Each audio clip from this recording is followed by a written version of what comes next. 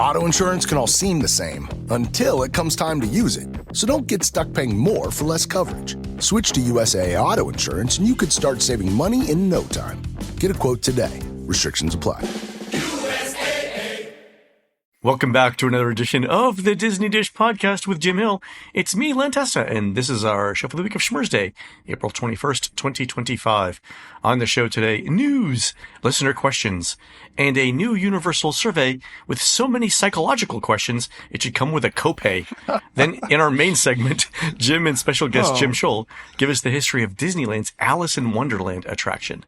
Let's get started by bringing in the man who says biologists are just a bunch of cells that talk about other cells. It's Mr. Jim Hill. Jim, how's it going? It's going well, Len, and to take a moment to appreciate the cell. First discovered by Robert Hooke back in 1665. Mr. Hooke took a super thin slice of cork, put it under a microscope, and noticed all of these box-like structures, which, to Hooke's way of thinking, looked an awful lot like those teeny tiny rooms that monks stay in when they're studying and worshiping in a monastery. By the way, these two types of cells actually have a lot more in common than you might realize, Len. If you can get your hand on a really good microscope and then peer down through the cell's plasma membrane into the cytoplasm, you'll sometimes see floating in the background this teeny tiny itty bitty red rectangle. And that, my friend, is the world's smallest Gideon Bible. Not entirely sure how Gideon International, that same organization that puts religious literature in hotels and prisons and hospitals, I'm not sure how they pull it off. Maybe we now know what became of that probe vehicle that they used to use in Body Wars. You know, There you go. That's it. It was put to other purposes. Exactly. It was, but I just now you know. This is we should basically be a science channel at this point. I agree. I agree. Pseudoscience, mind you, but whatever. It's still science. As my doctor friends remind me, the placebo effect is still in effect. Anyway. Okay. And also with us is the former executive creative director of Walt Disney Imagineering, Jim Shull. How's it going, Jim? Oh, it's going great. And now I'm going to use that story about microscopes and things that grow in the refrigerator, because the next time my wife asks me to clean out the refrigerator, I'm going to try this story. Say, hey, honey, you have to leave everything in there. That's not spilt milk. That's a culture that's going to generate interest and benefit the world through science. There we go. I'll let you know how that turns out. Mm-hmm. It's an experiment, exactly. Yeah. All right, before we get started, let's do a shout out to our subscribers. Thanks to everyone who subscribes to the show over at patreon.com/JimHillMedia, including Niemeister, Sherry, Daniel Farrell, Andrew Machuda, Mike Price, and Andrew Don't Tase Me Bro Brinks. Jim and Jim, this is the Epic Universe horticulture team that installed the potted piranha plants in Super Nintendo World and were never heard from again. Team members say that late at night, after all the guests have gone home, you can sometimes hear the voices in the wind whispering, "Do these plants look hungry?" And "I thought it was your turn to feed them." True story. Okay. On to the news. Folks, the Disney Dish News is sponsored by DVC Rental Store. Have you ever dreamed about staying in deluxe accommodations at Disney for a fraction of the cost? If so, the DVC Rental Store connects guests with incredible savings on Disney Vacation Club resorts.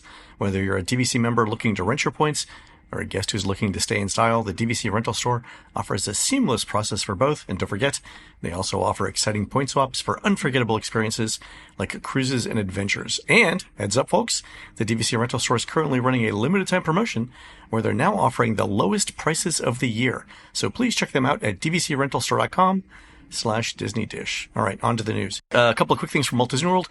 Bourbon Steak by Michael Mina is going to replace Shula's at the Dolphin in mid-June. So the last day of operations for Shula's seems to be June 14th, 2025. And that, Jim and Jim, I believe, ends a 25-year run at the Dolphin, which is, it's a little amazing for me because A, it's been there so long, and B, it's still got a decent average rating from unofficial guide readers. What do you guys think is prompting this change? The weird part of and I don't even think there are people who get that Shula's at the Dolphin was named after Don Shula, who used to coach the Miami Dolphins. Yeah, but that was 50 years ago. Yeah. Well, that's the point. Is that what's going on here? The fact that nobody gets this anymore. Whereas on the other hand, people like bourbon, people like steaks, bourbon steaks. Yeah. That's my theory. It's time for a refreshed concept here. Yeah. Okay. All right. Other news. The Grand Floridian is getting a birdcage themed lobby bar. My feeling here, Disney's not going to rest until every building has a bar or a lounge inside of it, and that the profit margins on alcohol must be amazing. And guys, let me just say, we're like one bad earnings call away from Disney sticking a rubber tube in a beer keg and offering all you can drink in one breath for $3. I know, I shouldn't be giving them ideas. I know. And just to clarify here, birdcage themed, we're not talking the Nathan Lane, Robin Williams movie. No, I'd be okay with that. I know what I was about to say. I have a lovely outfit I'd like to try out if that's the way they were going. But all right. Also, Disney's announced a new discount for United Kingdom visitors, 14 days of tickets for the price of 7, including the free dining plan, so quick service for values and moderates, and regular dining plan for deluxes. The Valley Resort prices start at $5,100 for a family of 4 for those 14 days. That's still quite a bit of money. And so I don't think this particular deal is unprecedented. It seems like they do something like this periodically. The thing I was interested in is how much they were hyping this outside the U.S. And so a lot of our UK listeners sent this in as saying, this is the kind of thing that Disney's offering right now. And Jim, we were talking about this before we started recording, but visitors to the UK who come by air were down 17% in March. Yeah. So this is Disney trying to get ahead of that downturn. Well, I don't think we've seen the end of discounts. No, I think we're going to see a higher quality chum offered. Higher quality chum, exactly. As we go along here, you were mentioning, that's still pricey, and it's like going to be interesting to see what gets people on planes these days. Yeah, the numbers that we're seeing coming out of Europe were not great. Asia was sort of a mixed bag, but Europe was not great. Also, we didn't get visitor numbers from Canada or from Mexico by ground, so not by air. But my sense is those numbers are not going to look good either. Hopefully we'll get them later in this month. And speaking of discounts, our friend Nate points out that if you have 2 people who want to visit a Disney water park these days, the new room-only discount for value resorts is actually cheaper than buying 2 one-day water park tickets. Okay. Yeah, so if you want, this is our money-saving tip of the week. Okay. Also, over at Universal Orlando, annual pass holder previews have started for Epic Universe. Our own Christina Harrison is there literally today, taking photos and seeing what's going on, along with Amy from our team as well. I did note, and did you guys see this, that Ministry of Magic is running with a virtual queue? Okay. So please explain what that means. Yeah, so Jim Shull, back me up here. Virtual queue is when a ride is brand new and not super reliable yet. So Universal is saying we're not quite at the point where this thing is going to run for an entire day without breaking down. They've still got a month to work out the kinks, but if there's a virtual queue running in May, the risk is going to be that both Monsters Unchained and Ministry, the park's 2 headliners, go down at the same time. And if I've done my capacity calculations correctly, that's 3,700 guests per hour, or as far as I can tell, around 20% of the park's entire ride capacity gone. That is going to be problematic. So let's hope that they get this fixed within the next month. Okay. Len, is it too soon to calculate what the total ride capacity is of that park in any given day? I actually have a spreadsheet on it. So total ride capacity for the day. I think I'm coming up with and this is using, so I've got 3 different scenarios. I've got a low capacity scenario, a medium capacity, and a high capacity scenario. The difference in those is generally for rides that you can vary the ride duration. How much do you want to vary it? So, for example, on Dragon Racers Rally, it's right now a minute 45 of ride time, but I'm told that can vary between a minute and 2 minutes. So a lot of that ride capacity depends on where you set that dial. And then the other thing to look at is the ride, unload, and load time. And so these are the numbers that I measured in the park. I don't think they were running at full capacity. So there's two things that are balancing this out, right? One is when I was there during the preview, they might not have been pushing people as fast as they could through the lines. On the other hand, every single person that was in this park, and Jim Hill, you and I talked about this, every single person that was in that park has some sort of theme park experience. So they knew how to get on and off rides. So I think those two things balance out, and we're going to end up in this medium-term scenario. But like, you know, for Dragon Racers Rally, you know, it took over 2 minutes to unload the ride vehicles and then load them again. So that's 2 minutes.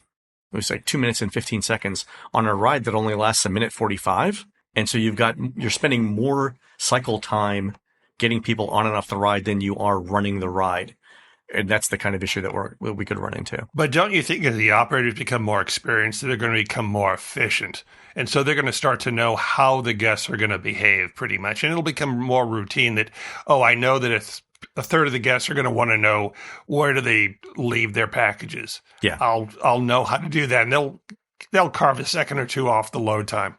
I think so. So the trade-off there is going to be, are they willing to assign the people, extra staff needed to do that instead of having so in a worst case scenario, you've got one person, one team member doing all of it, telling people where to put their stuff, making sure all the stuff is stored securely, unloading the ride and then loading the ride, going back and check the safety stuff. If they put 2 or 3 people on there, yeah, you could definitely make that go faster, right? But then that's additional park, ops, costs, right? So there's a balance there. And also the balance comes in as the real guests come into that park, the operators will start to learn what percentage of the guests want to look at Dragonfly or racers and what percentage will say, I like that ride, but there's no way I'm going to go on a ride that turns upside down. Right. So yeah.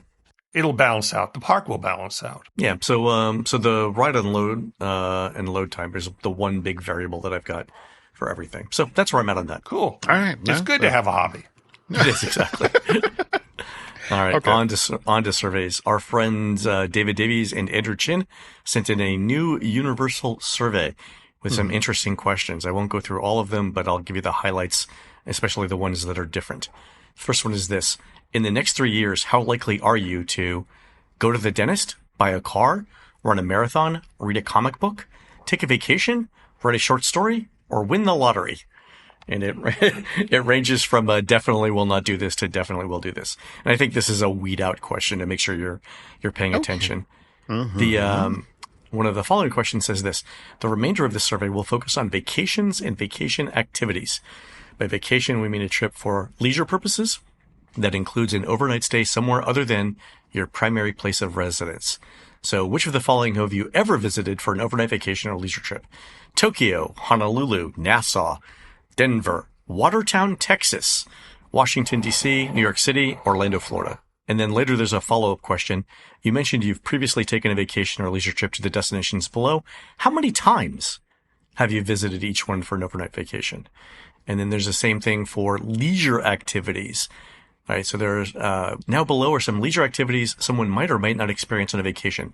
Which have you experienced? And it includes things like going to the beach, taking a road trip, gone scuba diving, been on a cruise, stayed at a lunar resort, taken a hop-on, hop-off sightseeing tour, visited a theme park, stayed overnight in an all-inclusive resort, and none of the above. Then there are questions on how many times you've done that, questions around the dates for your last 5 vacations. And then there's a series of questions around evaluating different types of vacations. And the question is this: please think about a vacation to a major international city such as Rome, Paris, London, or Tokyo, regardless of life circumstances, including schedule flexibility, budget, family composition, and so on. How appealing is this type of vacation to you? So it's a 5-point Likert scale from very appealing to very unappealing. And then considering your current or expected future life circumstances, when would you be most likely to take a vacation to a major international city? Then there's a series of questions that ask you how you feel taking these vacations. Like, do you take one to experience something familiar, to celebrate a milestone special life event, to relax, to have something for everyone, and so on. And there's a whole series of questions around this. And then there's one that asks you to pick 5 words that describe a vacation to a major international city. Words like crowded, adventurous, authentic, upscale, unpredictable, joyful, and touristy. There's a whole series of those. The screen caps are in the show notes. Mm-hmm.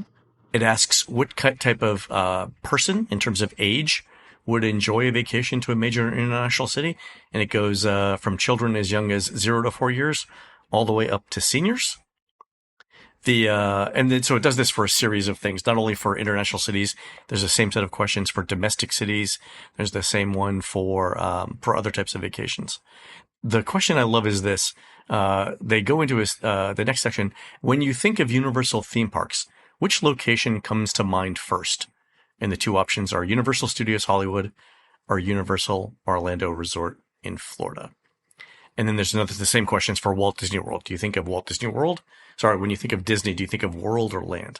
But then the next question after that is very funny. It says, how would you describe a person who loves Disney? That is, what characteristics or personality traits come to mind when you think of this person? And Andrew's response mentioned Stockholm Syndrome, which I didn't have time to Google, but I'm sure that's a positive, so whatever. And then it asks you to pick 5 words that describe someone from Disney. And then here's the other interesting thing. There's a whole series of questions about here's a series of statements. Is this true about Disney? Is it worth visiting over and over again? Is it a rite of passage? Is it the first brand I think of when I think about a theme park vacation? Is it easy to plan? Does it offer something for everyone? So really, I think this is, to this point, it's a competitive analysis of theme parks for Disney and for Universal, right? It gets a little bit more interesting there in that the next section is a series of questions that seem like a personality inventory. It's called Hexaco. It's a questionnaire that assesses the 6 major dimensions of personality: honesty, humility, emotionality, extroversion, agreeableness, conscientiousness, and open to experiences. So there are questions like, I feel strong emotions when someone close to me is going away for a long time. Even when people make a lot of mistakes, I rarely say anything negative. So there's a whole series of those. And then there's a series of lifestyle type questions like, would you describe yourself as a foodie, as an avid reader, and so on. And I'm trying to figure out what is the reason for asking these kinds of questions? I mean, what intrigues me about this is this seems like a bipolar survey. I mean, the front half of it, based on the questions that were being asked, sound like a Universal that's sussing out whether they want to move into the what is it, the Disney Adventure business? ABD, yeah. That's what I thought there too. Yeah. Yeah, but now the other half of this is, look, I get that Universal thinks they're entering a tipping point moment with the opening of Epic Universal. This is a moment when theme park fans could pivot and go, wow, Universal has made an amazing park. This is my favorite now, as opposed to Disney. But the rest of this about, are you an avid reader? It's like, yeah, well, sure. Then here's a pamphlet for when you stand in line. I don't get that. I don't get what sort of information are they gathering with this particular part of that survey? I mean, it seems like the personality questions are there to assess the kinds of, the personality dimension of all the data that Universal has on you. My guess is they don't have this information before, because we haven't seen these kinds of questions before. There's also a series of questions that ask you about your religion, your political affiliation, and it gets fairly detailed on it. Not only your political affiliation, but your political views as well. So not only the party that you nominally belong to, but how you view yourself with political issues. So there's a ton of demographic information in here. I was talking to Laurel about this. I'm like, I really hope that they are putting this under lock and key, because this is not the kind of information you want to leak out to other people. Absolutely. Kind of more to the point with this many questions going this in depth. What is the likelihood that the survey department at Universal, the budget runs out on April 30th? Are they literally? We need all the information we can. It's funny you mentioned that, because I was talking to somebody who said, who had sort of offhanded mentioned that a number of data scientists from Disney have now made their way over to Universal. And so I was trying to put this in the context of that. Like, are we bringing over some best practices here? I mean, obviously they can't bring over data, but they can bring over what they know about how to collect that data, right? Yeah, you can't unsee what you know. Exactly. Yeah, you can't unknow what you know. Yeah. The other fun survey question we got was from our friend Scott, who sent in this Disney survey question, which I believe is new. It's also mandatory in the survey. You have to answer it. It says, approximately how much does your household spend on vacations in an average year? Please include transportation, meals, lodging, activities, and souvenirs. And there are 6 options. The first one is less than $2,000. The next one is $2,000 to $5,000, then $5,000 to $10,000, $10,000 to $15,000, $15,000 to $20,000, or $20,000 or more. So, just to put this in perspective, the first prompt, less than $2,000, covers 2/3 of America. 60% of American households, right? 3/5, sorry, off the top. So, 3/5 of American households are covered at the first prompt. The second prompt covers about 30% more Americans. So the $2,000 to $5,000 range. So the first 2 prompts are for 90% of American households. And then the top 10% of American households get 4 prompts all to themselves. So Disney can say whatever they want to the media about the parks being affordable, but this survey question shows they know exactly who they're targeting. All right. On to listener questions. This one's from Mark Pierce, who says, why doesn't Disney replace the non-working Yeti at Expedition Everest with a large screen that could make the Yeti look real and fast? It's in the dark and goes by really quickly, so having the Yeti attack you would be amazing. Is a screen that expensive or animating the Yeti too costly, or is it just being unable to get the screen into the structure? And Jim Shull, what are your thoughts on this one? Well, it's amazing. As somebody who's actually stood in the cavern to watch the Yeti work when it worked, it's an amazing figure, and it's a shame that it has not worked these last, 10 years and more. To the listener's question, yes, you could bring a screen in, and they could have done it. Well, they couldn't have done it before because that technology just simply didn't exist. Right. But now, today, with the screen technology having advanced, they could cut up a screen into segments, truck it through the little narrow opening that allows you to get into that scene and assemble it. Now, they'll have to go upriver to put in the conduit, electrical control systems, triggers, all of the above that you need to have that scene work when it does. Plus, you're going to have to animate the Yeti. But if you check all those boxes, yes, absolutely possible. Yeah, this was my thought. It's doable. There are 2 things that are preventing it from happening. One, the vast majority of guests these days don't know what it's supposed to be doing. So most guests don't think it's broken to begin with. They're perfectly fine with Disco Yeti, right? So getting management to spend money on something that very few people think is a problem is an uphill battle. But the second one is more practical. With Dinoland closing soon, they really can't reduce the park capacity even a bit by closing Everest to do this work.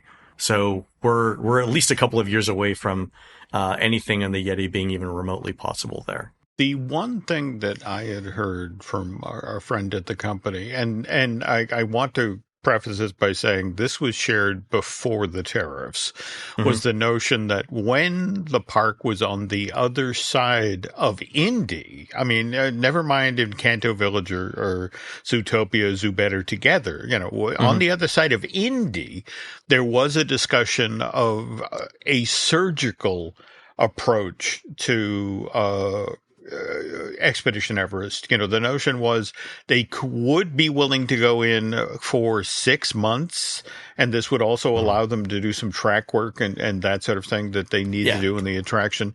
But the issue was there's just not enough in that park for a lengthy rehab. So it's like what you can do inside of 6 months, the park is willing to stomach, but that's it. And what could you possibly do with the Yeti or in the Yeti's cave in that amount of time? 6 months. Yeah. Jim Shull, how long does the track for something like Expedition Everest last? Because that went in 2005, 2006? Len, there's a lifespan to any steel coaster, and we're going to come up on that one pretty soon. Now, a normal steel coaster doesn't run nearly the number of cycles that a Disney coaster was, which basically means 1 year of a coaster in a Disney park equals about, 20 years outside a Disney park. So at some point in dog years, that coaster track is going to need to be either repaired or replaced. And at that point, that will be longer than 6 months. Okay. Likely. Yeah. Then we go through like a big thunder thing like we're doing now. Yeah. And that point, when you have to open up the mountain surgically to get the track out,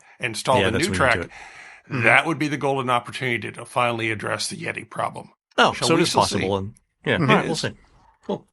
All right, next question is from Stephen Roos, who says, I want to pick your brain about how we should approach the first early entry hour at Epic Universe, considering that we have express passes in mind. As you know, Super Nintendo World and Celestial Park are the only lands that are open during the first hour of Epic Universe, but Nintendo isn't really our priority when it comes to the lands. With that in mind, what do you think is the best approach for the first hour the park is open when we have early entry? Is it 1, do Super Nintendo World first and try and get on Minecart Madness since it doesn't have Express, then do Mario Kart and Yoshi with Express and try to finish out Nintendo attractions in that first hour, and then come back later with whatever we missed?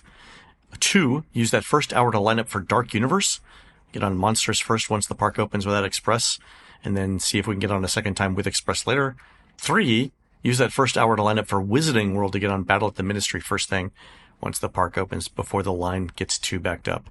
And Steven says, I'm fully aware that any answer you might have is speculative given that the park isn't open and no one knows what the traffic patterns are going to be like. All right. So just based on what I know about things like Tron at the Magic Kingdom and Radiator Springs Racers at DCA, there will be a large number of people who are going to spend their early entry period just lining up for Ministry and Monsters, just basically waiting the entire hour as soon as they're allowed into the park. It happens now for Tron for 30 minutes.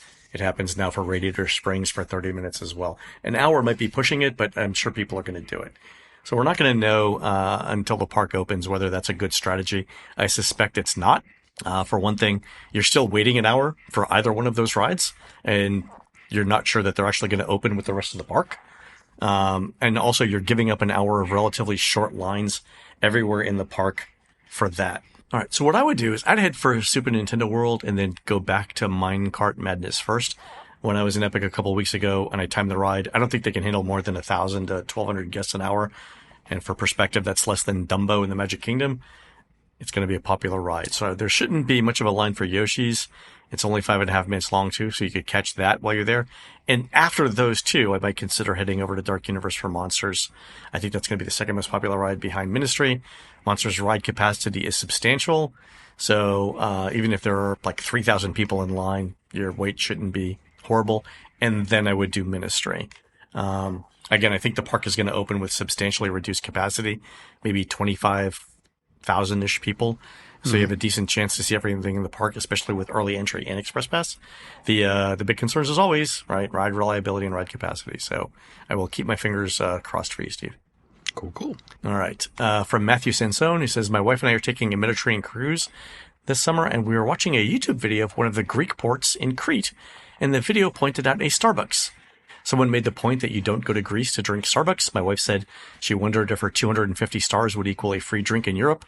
I made the joke that your 250 stars in the US is only worth 215 stars in the EU.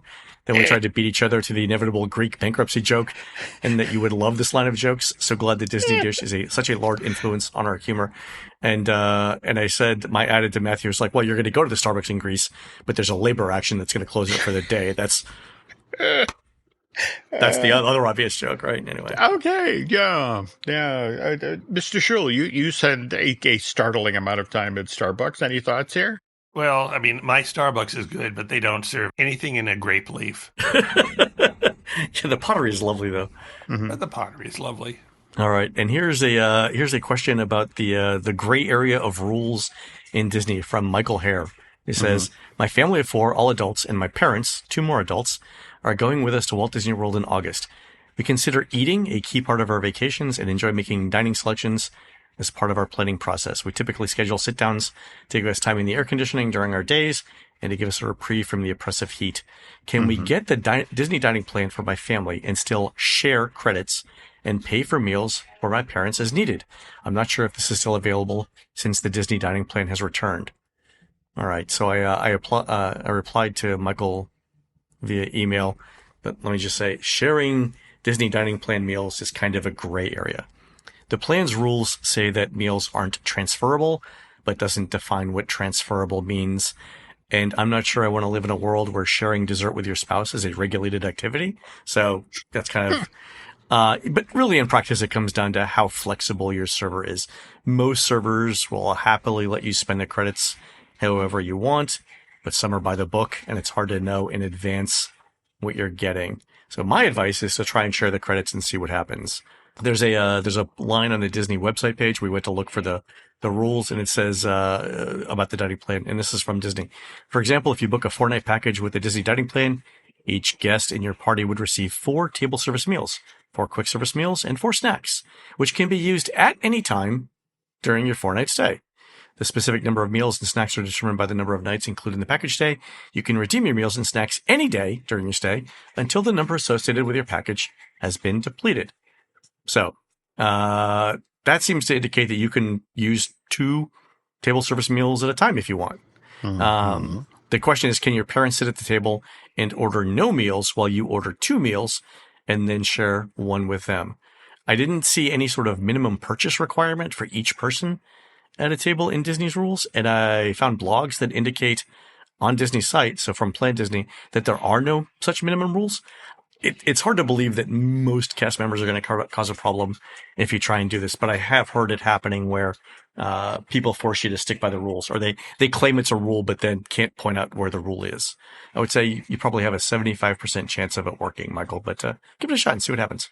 Okay. All right, folks, so we're going to take a quick commercial break. When we come back, Jim and Jim give us the history of Disneyland's Alice in Wonderland ride. We'll be right back.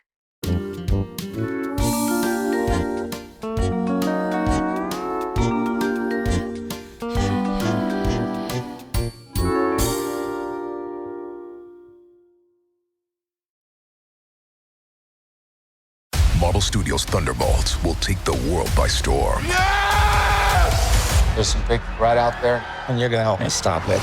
Us? Why, you got someplace to be? On May 2nd, Avengers are gone. No one's coming to save the day. their time I think we could be the people that are coming. has come. Being the hero, there is no higher calling. Let's do this.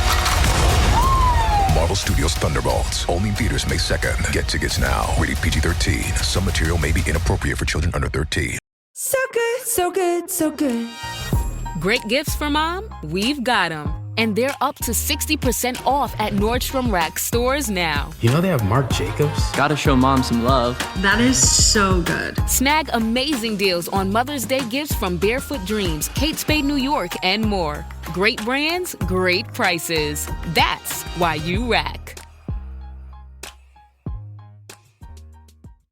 Waiting for the best deals? Spring Black Friday savings are here. Shop early access now at Blinds.com and save big on new custom window treatments. Blinds.com makes upgrading your window treatments easy with free virtual consultations, free samples sent to your door, and professional measure and installation services. Plus, you always get Blinds.com's 100% satisfaction guarantee. Shop Blinds.com's Spring Black Friday early access now. Save up to 40% with minimum purchase, plus a free measure. Rules and restrictions may apply.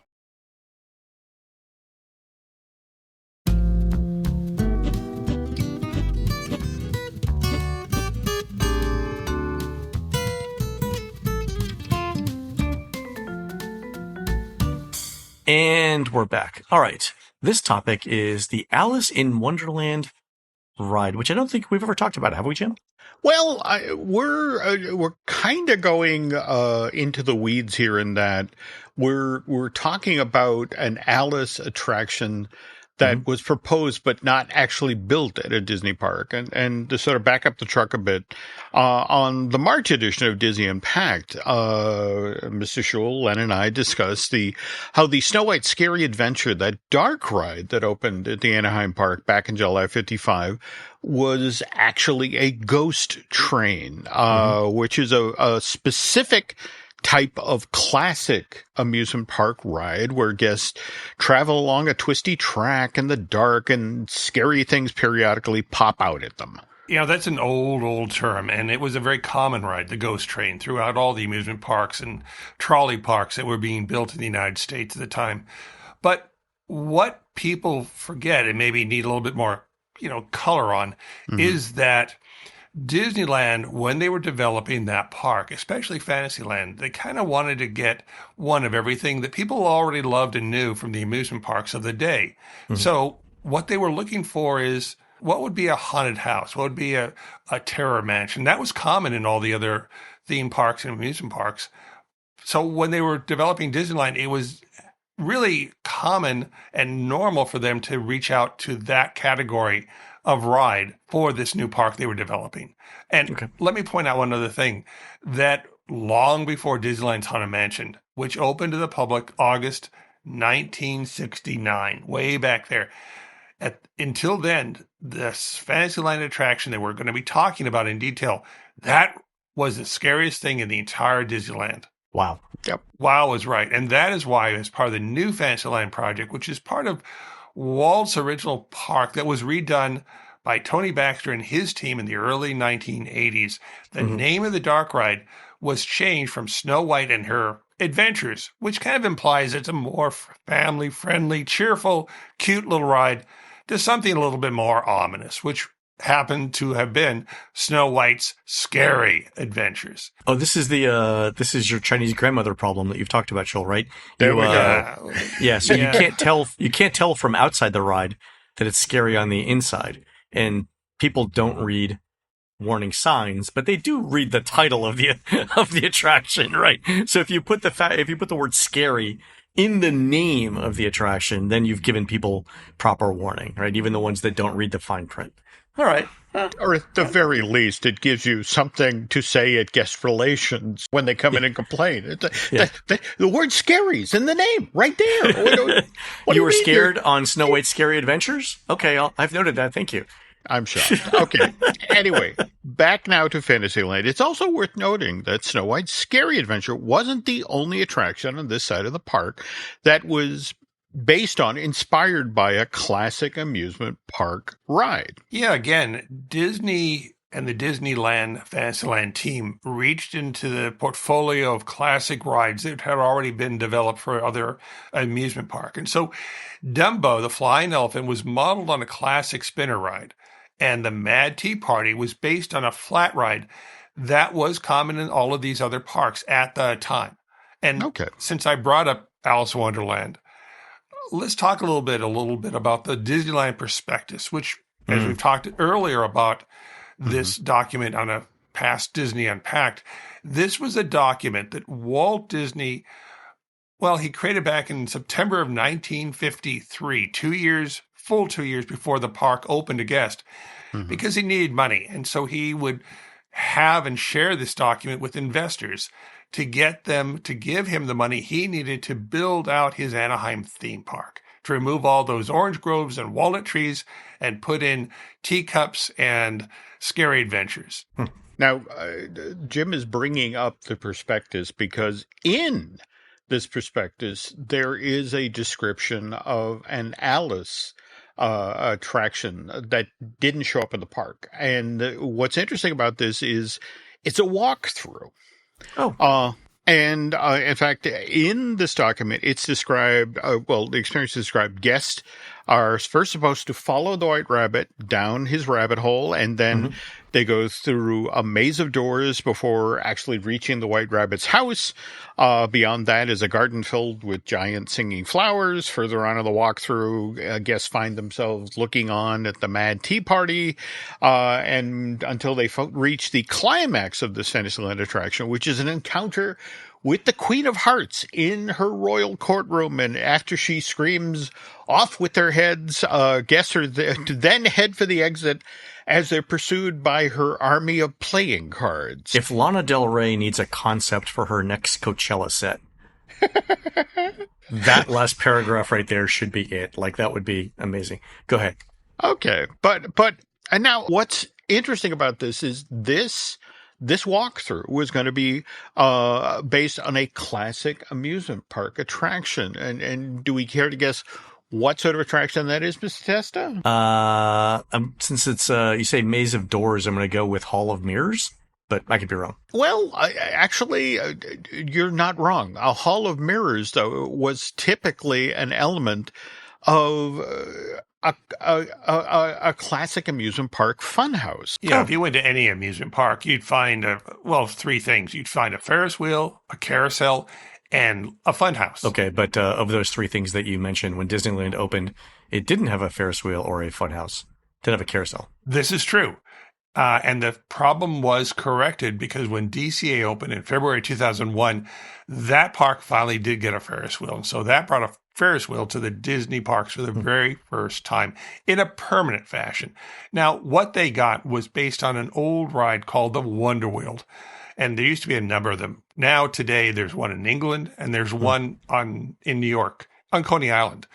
But Disneyland's or DCA's was unique because it was custom built new for that park. Now, one other note is that the attraction has had a bit of a personality disorder because it opened as the Sun Wheel, then it changed over to Mickey's Fun Wheel, and today we know it as a Pixar Pal Around. They'll settle on something eventually. I mean, California is always about reinvention, so that's fine. This is true. Okay. So, all right. So what would a funhouse at Disneyland, especially one themed around the studio's 1951 animated version of Alice, have been like? We've actually got a site plan for this never-built attraction, which, by the way, included in the show notes. Thank you, Len. Which shows where the individual rooms were going to go. For which we have to, acknowledge and tip the hat to the talented pen of the legendary Imagineer Bruce Bushman. The thing I love about Bruce, and he really inspired me, although I never met the man, his work was brilliant because he would not just draw pictures of each of the scenes.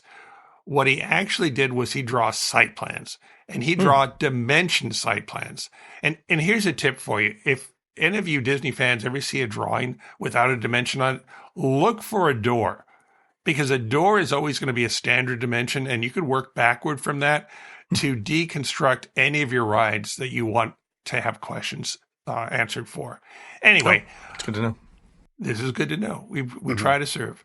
But Bruce Bushman would draw all of these individual scenes, and in this case, for the Alice attraction, the walkthrough, he drew each of the different scenes, and he put a time on it.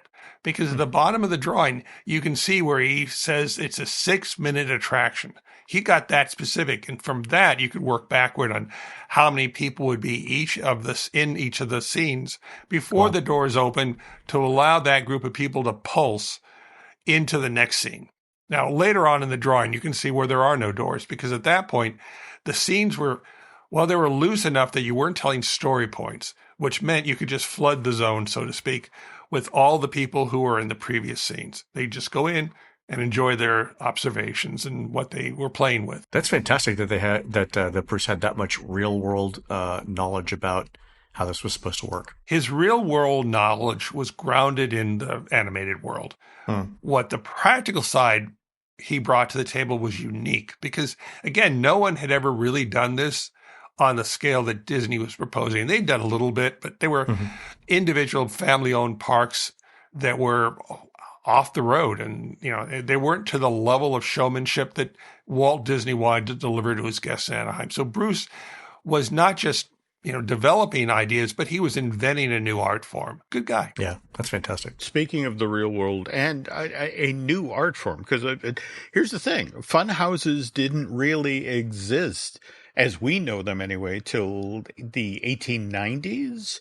And Len, I want to say, you putting on your Turing plans hat again here, you in the early 2000s went over to the UK to help research a book about the parks over there. And you actually got to, the park that had one of the earliest funhouses, the Blackpool Pleasure Beach, is that right? Yep, Blackpool, yeah, in the northern part of England, yeah. The original funhouse was the House of Nonsense, which became eventually the House of Fun. It closed before I got there. There was a suspicious fire. Eventually, it got replaced by a ride called Valhalla, which, as its own little interesting bit of trivia, is the closest I've ever come to being barbecued. on a ride with actual fire. Like, it got to the point where, like, do my eyebrows still exist after being on this ride? Yeah, they things are different with theme parks outside the United States. I was about to say, maybe that suspicious fire isn't all that suspicious. So maybe it's not exactly. Exactly. Oh, the ride Valhalla. That's the one that opened in the year 2000. Oh, which is interesting because that's when Whalen Park in Lunenburg, Massachusetts, unfortunately closed its doors. When I heard that this family park, classic old park, was closing, I booked a flight on a plane and flew from California to go there because Whalen Park was a classic trolley park, and it had one of the last true Funhouses, the ones that the lawyers hadn't found out about yet, which meant that all the props and practical gags that no good attorney will ever allow today, it still operated there in Whalen. So I went there to document and take show notes for something that we'll be talking about later on in today's show. Yeah, Jim, you mentioned lawyers and how getting a funhouse built today would be tough because the funhouses of old featured all kinds of things that would challenge guests who are already in great physical condition. So things like rotating discs that you got to walk across, moving floors, collapsing stairs, rotating barrels. I mean, all kinds of stuff that is, let's just say it's pre-Americans with Disabilities Act, right? Oh, absolutely. And what's interesting, if you actually look at the concept art that we include in the show notes here for the never built Disney walkthrough Alice attraction. And again, a great tribute to the artistry of Bruce Bushman in that he was able to take these classic elements of a funhouse and wrap Alice around them. Like, for example, there's the caucus race scene in this attraction that's built around a large rotating disc, which used to be a standard feature of funhouses, only this one has a statue of the dodo in the middle of the room. Yes, that's the roulette table. As you can imagine, it was all spruce and it was greased or waxed. The object was that you would all load onto the middle and hold on to a pole, and then the operator would slowly turn the rotational speed higher and higher and higher until you just couldn't grip onto the pole any longer. And you'd go spinning off the table, off the wheel, against a wall. What could go wrong with that? Tell me, I mean, again, things were different in the 1900s because I imagine now that, Shull, as you're saying that, the walls were actually padded with orphans just to make sure that you don't get hurt hitting the actual wall.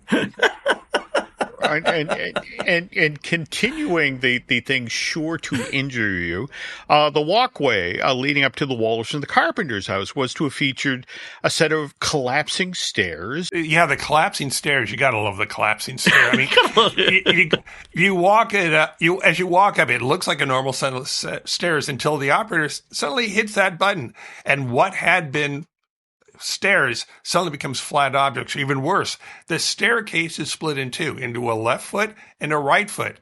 And so he starts to manipulate those stairs at odd angles to give you a sawtooth motion.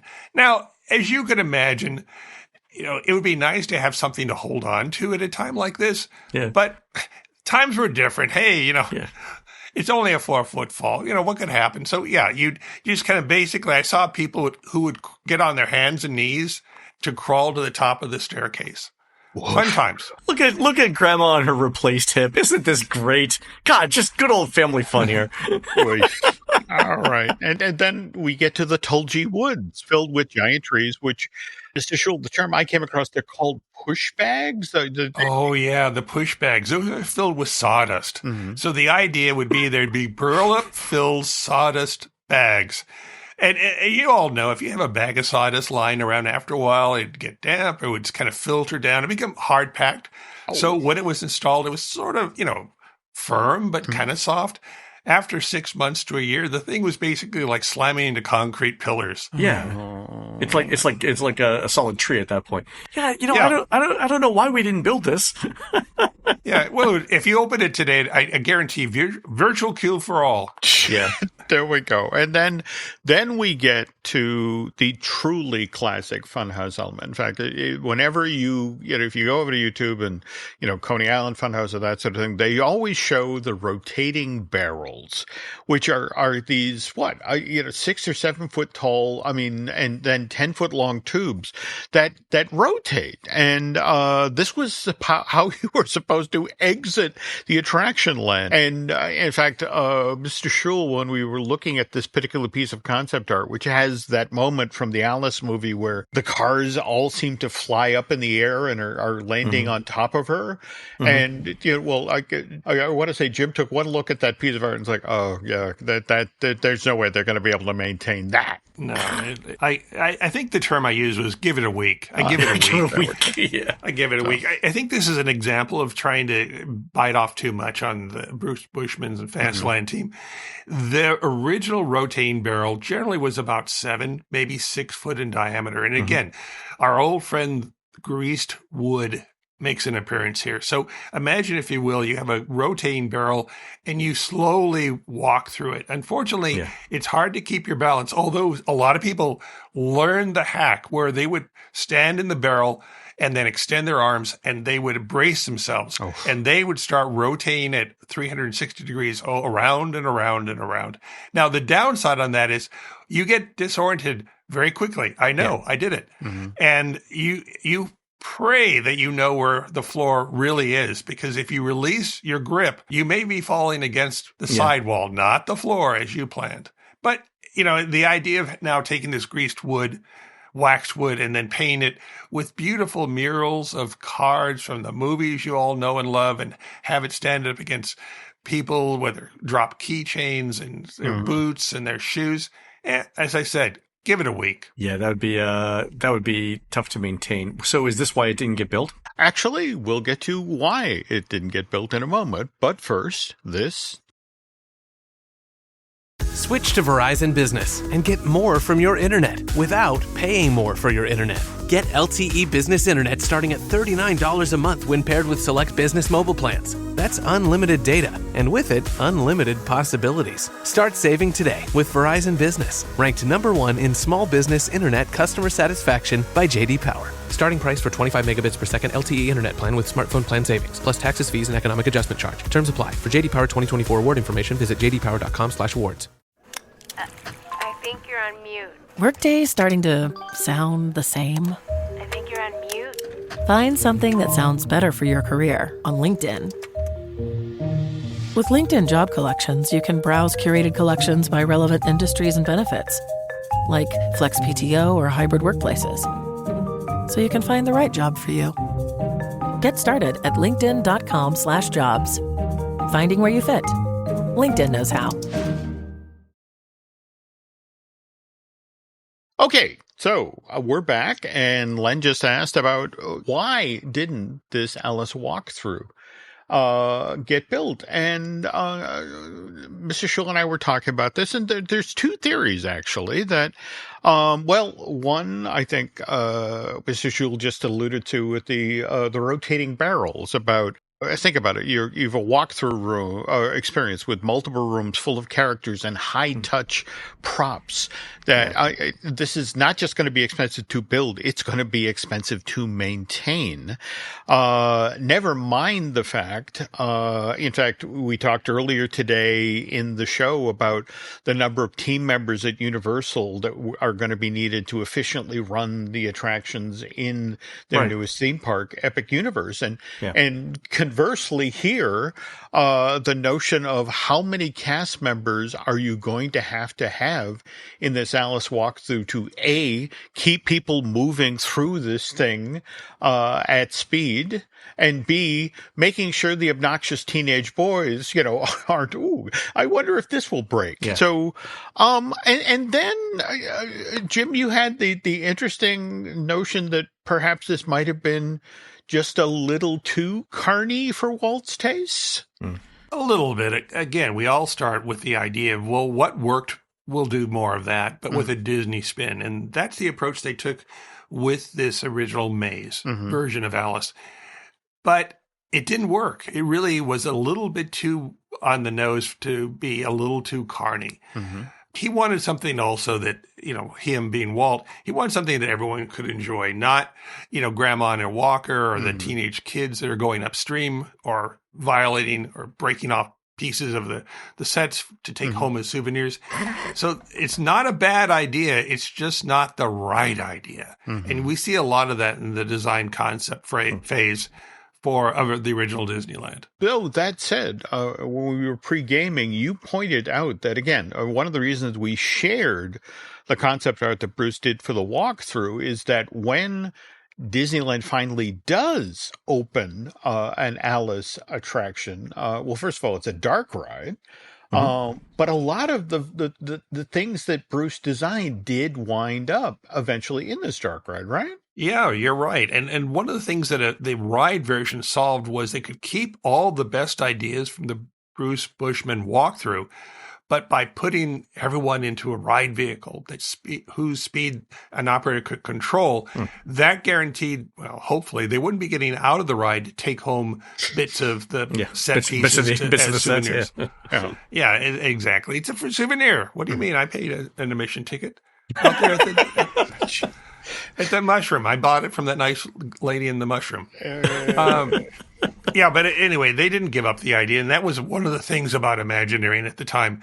They would keep hitting balls until they got one out of the ballpark. So finally, when Disneyland opened, they did a version of this version of Alice in summer of 1958. And that opened. It still is open, and it's been remodeled and refreshed several times. But yeah, it's a great idea and still one that was a classic idea. And to prove that it was such a good idea, the Imagineers took the idea for a Alice attraction when they were developing the Euro Disneyland version of Fantasyland. They're in Paris. Well, and again, just to stress here, we're now talking about the walkthrough idea being resurrected, but you wanted to point out that there was kind of a historical tie there, right? Oh, yes. Now, one of the notes that the Imagineers working on Euro Disneyland made was they wanted to do things that were familiar to the guests that they were attracting. And one of the most familiar things to guests in Europe would be the classic English hedge maze. Yep. And how now you had one of those beautiful peanut butter and chocolate opportunities to take the English hedge maze and fuse it with the Alice IP, the stories and the environments. And so when that park opened in April of 1992, the Fantasyland section of the theme park had an Alice attraction.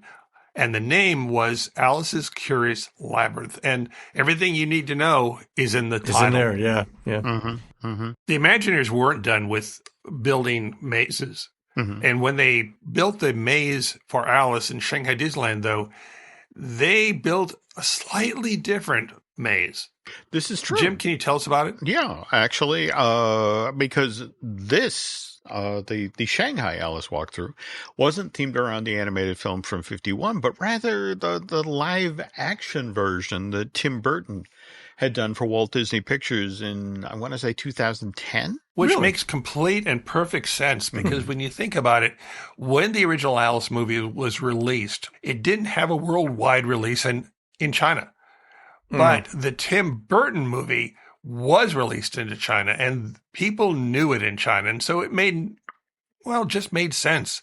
If you're going to build an Alice maze walkthrough in Shanghai, you'd want to base it on the Tim Burton version because that's the one the guests knew, not the animated version, because people may have, had a bootleg copy, but they didn't know it. They didn't love it. They did know Tim Burton, and that's the one the Imagineers went with. All right. So, again, thanks as always, Mr. Shull, for sharing these stories. And as we bring this portion of this week's edition of Disney Dish to a close, I do want to circle back to a topic you previously touched on, Mr. Shull. You talked about the trip you made to Welland Park in Lunenburg, Massachusetts, so you could scope out the Funhouse there. And again, the one that operated that classic trolley park. So, Jim Hill, this is the story that Shull told us when we were standing in the Walt Disney Presents exhibit at Hollywood Studios, right? Yep. Yeah. This is the one I'm hoping we're teeing up here. We're all standing next to the model there for Paradise Pier 2.0. Yeah, when the three of us were standing there in the model area, we looked down on a concept model for what the Imagineers proposed the reimagining of Paradise Pier would be. And we spent a few minutes talking about the DCA coaster, California Screaming. And today, well, it got a name change, a facelift. It is now known as the Incredicoaster. But at one point when, because I was part of that design team, we were looking at trying to instill some of the classic amusement park, lakeside park, trolley park DNA into Paradise Pier. And so one of the things we talked about was bringing in a version of a classic Funhouse as the cue for California Screaming. Yeah, but what was this Funhouse themed around?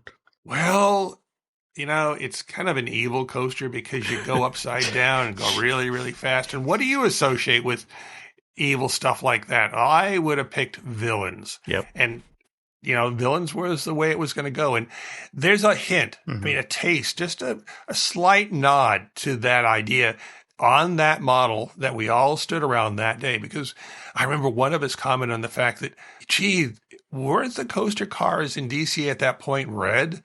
Why are those coaster cars on that model a deep Hades purple or Ursula purple? Yeah. Why is that? Yeah. Hades, Ursula. Okay, I get it. I have to admit, when they had the Blue Sky Cellar open, there was like a 45-minute period where they actually had some art up around this. And 45-minute period. Yeah. Well, should have done that. Okay, pull it back down. Yeah, but this is the thing, that what was so cool about it, in much the same way they went from the sun wheel with the giant sun face to the giant Mickey face to the Pixar ball.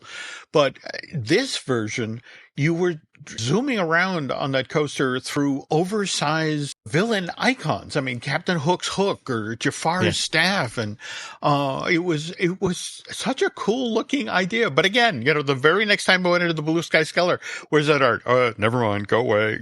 What art? I don't know what you're talking about. You were dreaming that day. Although that one piece of art of mine that did make it up there for the 45 minutes, when you were launched, that first launch, you were being launched into Jafar's mouth.